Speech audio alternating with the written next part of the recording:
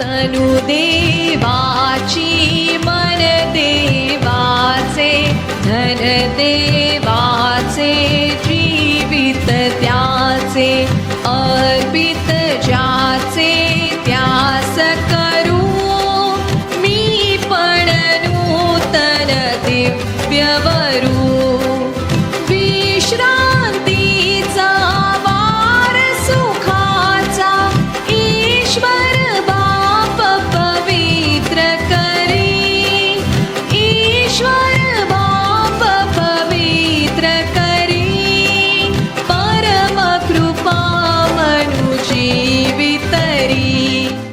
प्रभू येशू ख्रिस्ताच्या सर्वश्रेष्ठ नामात आपणास अभिवादन. पवित्र शास्त्र बायबलमधून मत्तैकृत शुभवर्तमानाच्या अध्याय 13 व वचन 29 व 30 मध्ये आम्ही असे वाचतो.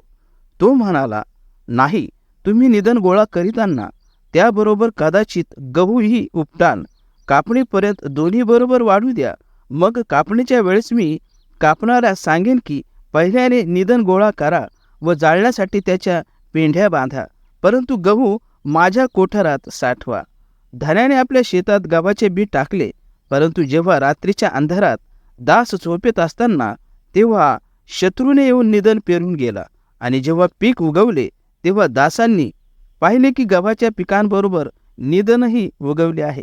गव्हाचे बी स्वर्गाच्या राज्याची संतती आहे, अर्थात ते लोक ज्यांनी प्रभू येशू ख्रिस्तावर विश्वास ठेवला आहे आणि त्याच्यावर विश्वास ठेवून त्याला आपल्या जीवनात प्रभू आणि तारणकर्ता म्हणून स्वीकारतात आणि आपल्या जीवनात प्रभूच्या गुणाला प्रगट करतात. जंगली बी ते आहेत ज्यांचे अंतःकरण बदललेले नाही आणि स्वतःला प्रभूपासून दूर ठेवतात. ते स्वतःला ख्रिस्ती म्हणून घेतात, परंतु त्यांचे गुण प्रभू येशू ख्रिस्तासारखे नसतात.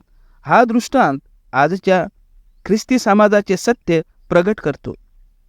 माझ्या प्रिय बहीण भावांनो, या स्वतःला तपासा आणि पारखून घ्या. परमेश्वराच्या वचनानुसार जे आपले जीवन व्यतीत करताना जगातल्यासारखे आपले जीवन व्यतीत करतात, हा तर एक फार मोठा धोका स्वतःबरोबर करीत आहात. आपण पण आपल्या जीवनाचे सत्य तपासून पारखून प्रभूजवळ परत या. देवाजवळ तुमच्यासाठी आमची हीच प्रार्थना आहे. तनु देवाची मन देवाचे धन देवाचे जीवित त्याचे अर्पित ज्याचे त्यास करू मी पण नूतन दिव्यवरू